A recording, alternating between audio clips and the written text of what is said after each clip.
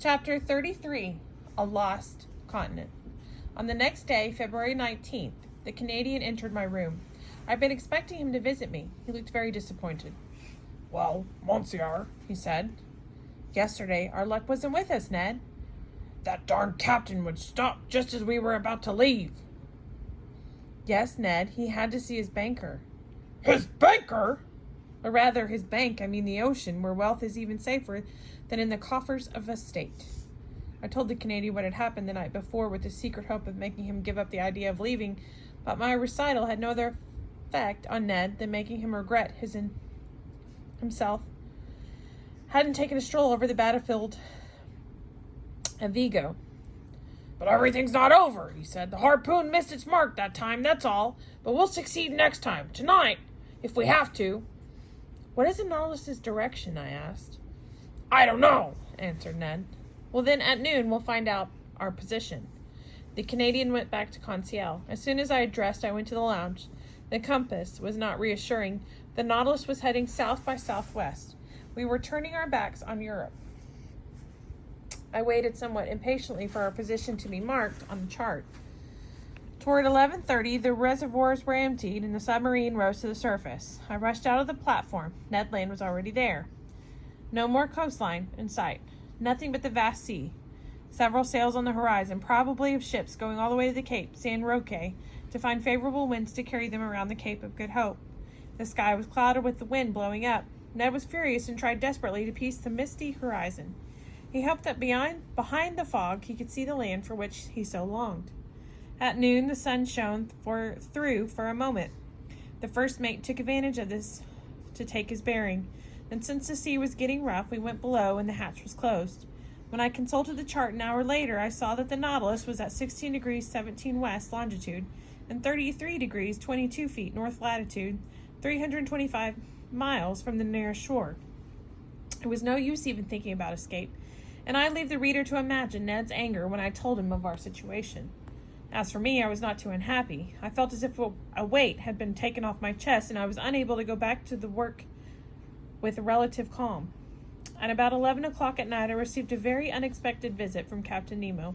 He asked me very politely if I wasn't tired from having been up so late the previous night. I said I wasn't. Then, Monsieur Aronnax, "I would like to invite you on a rather curious excursion." "What sort of excursion, Captain?" "So far, you have only seen the ocean depths during the day, when the sun is out. How would you like to see them on a dark night?" "Very much." "This excursion will be tiring. I warn you, we'll have to do a lot of walking and mountain climbing. The roads aren't very well kept up." Our path grew lighter and lighter. The whitish gleam from our top of our mountain, about 800 feet high. Your description only increases my curiosity. I'm ready to go. "Splendid. Let's go put on our diving suits." When I got to the dressing room, I saw that neither my companions nor any member of the crew were to go with us. Captain Nemo made no mention of inviting Ned or Conseil. It only took a few minutes to put on our suits. The tanks filled with considerable amounts of air were put on our backs, but we weren't given our electric lamps. I mentioned this to the captain. "We won't need them," he answered. I thought I had not heard him correctly, but I could not repeat what I had said, for the captain's head had already disappeared inside the metal helmet. When I finished my preparations, I felt an iron-tipped stick being placed in my hand. And several minutes later, after the usual operations, we set foot on the floor of the Atlantic at a depth of 1,000 feet. It was almost midnight. The water was completely dark, but Captain Nemo showed me a reddish spot, a kind of large gleam, shining about 2 miles away from the Nautilus. What this fire was, what was feeding it, why was it burning all in the midst of the water, I had no idea. But in any case, it lit our way, dimly to be sure. But I soon became accustomed to the darkness and realized that the Ruhmkorff lamps had really not been necessary. Captain Nemo and I, walking near each other, headed straight for the spot of light. The flat ground started to rise a bit. We took large strides, helping ourselves along with our sticks. But all the same, progress was slow, for our feet often sank in a kind of mud mixed with seaweed and strewn with flat stones. As we walked, I could hear a kind of crackling overhead, a continual patter that would occasionally increase a bit in intensity. I soon understood what caused it. It was rain pounding on the surface of the ocean. I found myself worrying about getting soaked. Soaked by water. In the midst of water? I could not help laughing at such a crazy idea, but to tell the truth, in thick diving costume, one has no sensation of being in water. It feels rather as if one were in the midst of a slightly denser atmosphere than those above the surface and nothing more. After we walked for about half an hour, the ground became rocky.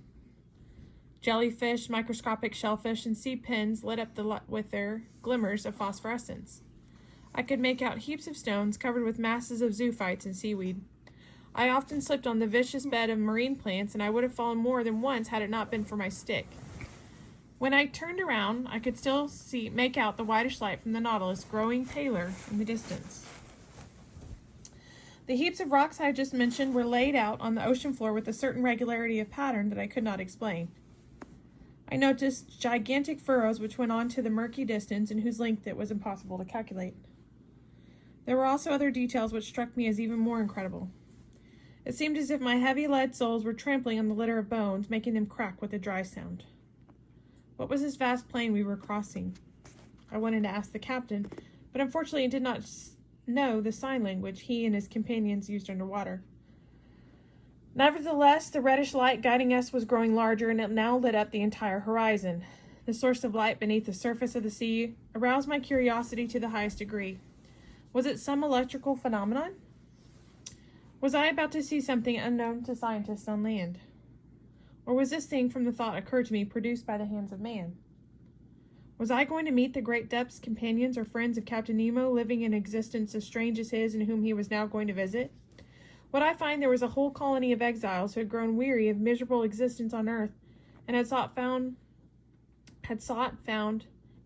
freedom in the ocean depths?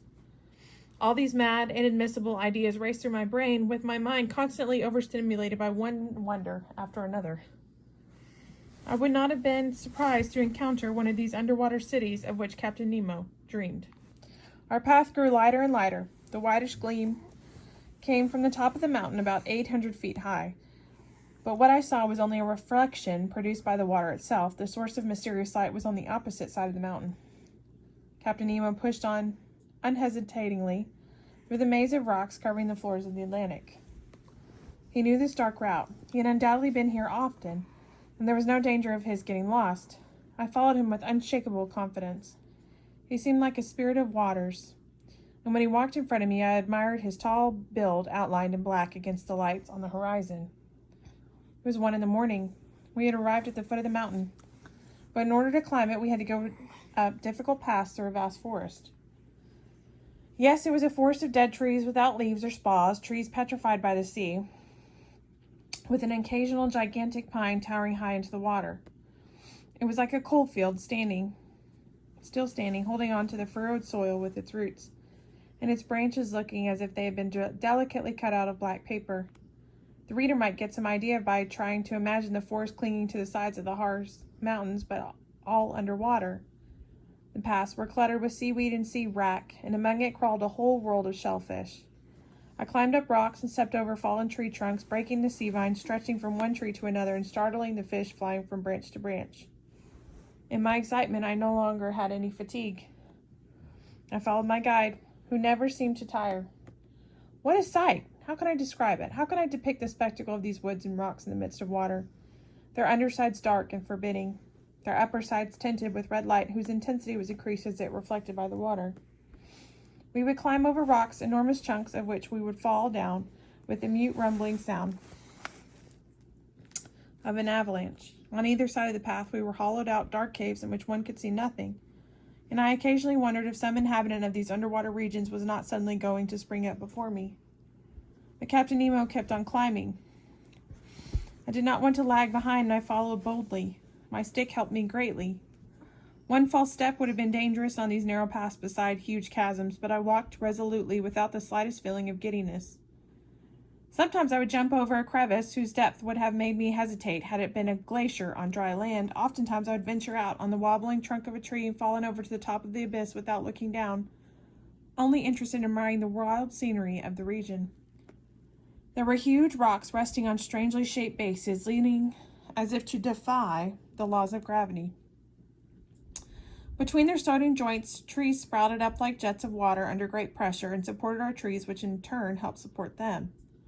Then there were natural towers with sheer walls between them, all leaning at an angle that would have been impossible on land. I could also feel a difference brought out by the density of the water, for in spite of my heavy costume, my copper helmet and metal shoes, I could climb up almost impossibly steep slopes with the agility of an izzard or a chamois. I realized that my description of this underwater excursion must be scarcely credible. But I am fated to recount these things which, although apparently impossible, are in fact real and undeniable. It wasn't a dream, but something I saw and felt. 2 hours after leaving the Nautilus, we had passed the tree line, and 100 feet above rose the mountain peak which stood between us and the brilliant light coming from the other side. Several petrified shrubs ran in twisting, zigzagging lines. Schools of fish rose from beneath our feet like birds flushed in high grass. The massive rocks were rent with impenetrable crevices, deep caves, and unfathomable holes at the bottom of which one could hear formidable creatures moving. My blood would curdle when I would see a huge feeler blocking my path, or hear frightful pincers snapping shut in the shadows of some hollow. Thousands of luminous spots shone in the midst of the darkness. They were the eyes of giant shellfish hidden in their lairs, huge lobsters drawing themselves up like soldiers, moving their claws with metallic clanking noise, titanic crabs set like gums on their carriages, and frightful octopuses intertwining their tentacles like an underbrush of live snakes. What was this luxuriant world I did not know yet? What kind of creatures were these for whom the rock formed a second shell? Where in nature found the secret of their plant-like existence, and for how many centuries had they been living like this in the deepest layers of the ocean? But I could not stop. Captain Nemo was already familiar with these terrible animals and no longer paid attention to them. We arrived on a plateau where yet another surprise was awaiting me. I made out picturesque ruins which betrayed the hand of a man and no longer that of the Creator. They were vast heaps of stones, among which could make out vague shapes of castles, temples, decked in a whole world of zoophytes and flowers, which were covered, not with ivy, but with a mantle of seaweed. But what was this part of the globe swallowed by some cataclysm? Who had laid out these rocks and stones like the dolmens of prehistoric times? Where was I?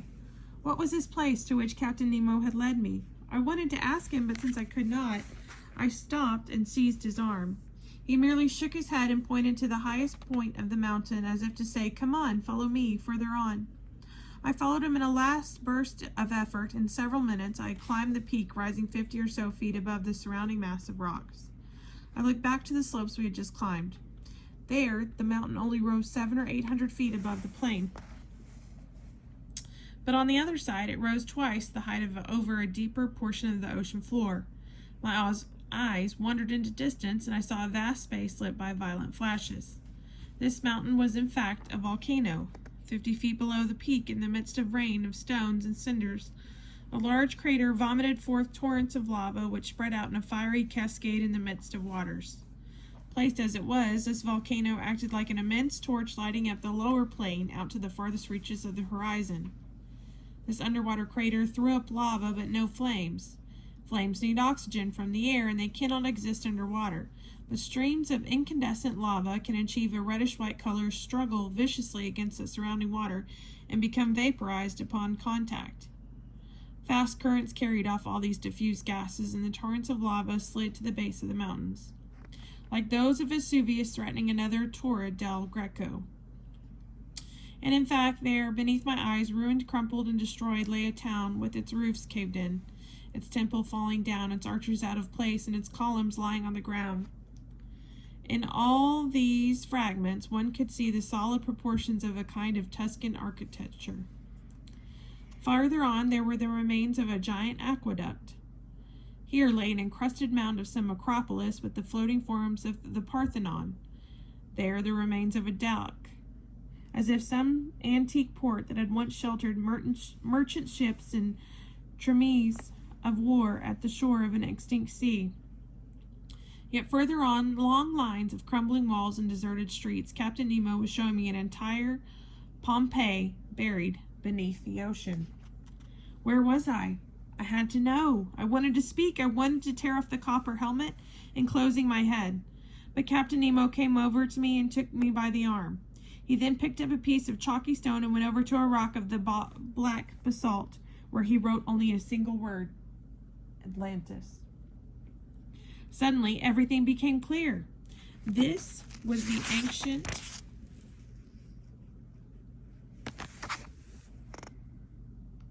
Meropis of Theopompus, the Atlantis of Plato.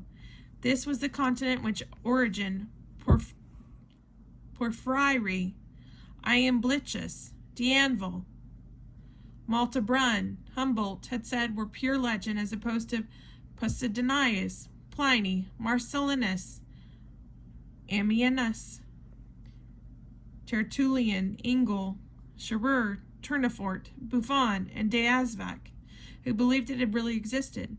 There it was before my eyes, which undeniable evidence of its catastrophic end. This was a submerged region which had once existed beyond Europe, Asia, and Libya, beyond the Pillars of Hercules, and inhabited by the powerful Atlantides against whom the early Greeks had fought. It is Plato himself who has written the history of these mighty deeds of the far-off, heroic times. His dialogue between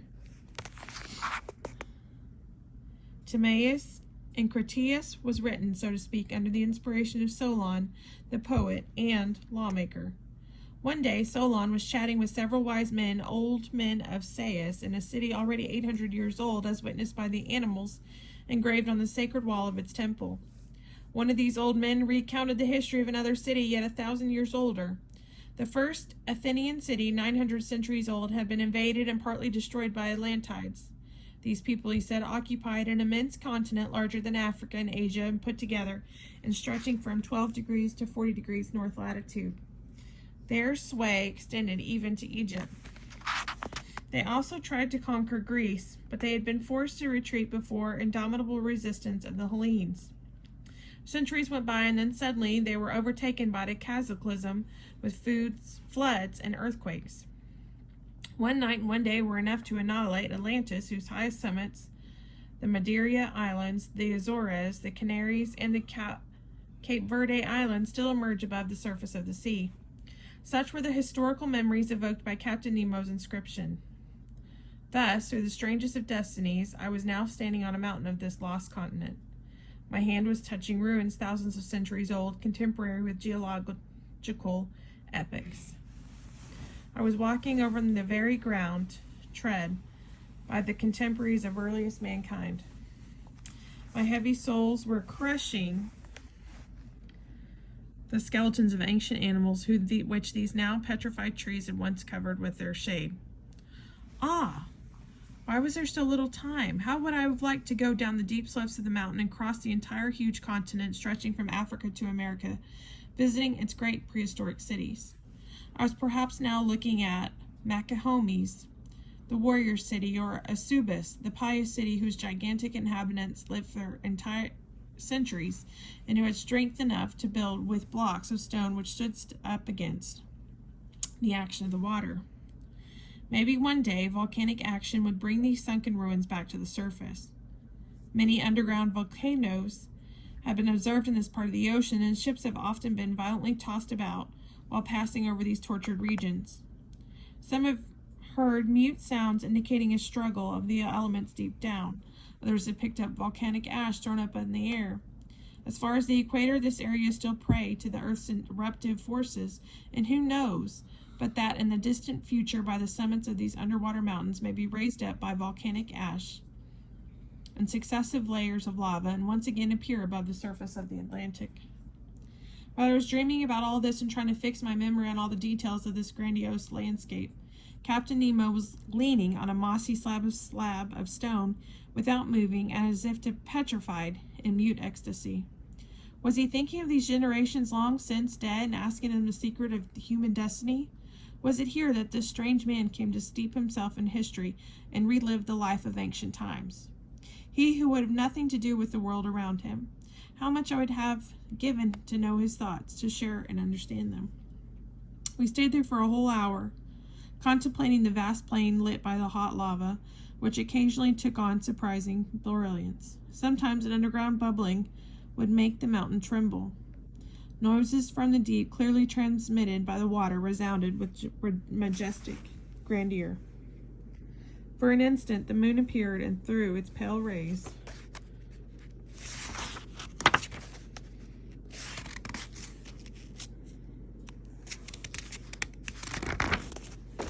on the sunken continent. It was only a glimmer, but the effect was indescribable. The captain straightened up, took one last look at the vast plain, and then motioned for me to follow him. I took us little time to climb back down the mountain. Once we gotten past the petrified forest, I made out the Nautilus light, shining like a star. The captain made straight forward, and we were back on board just as first rays of dawn were whitening the surface of the ocean. Come back for chapter 34.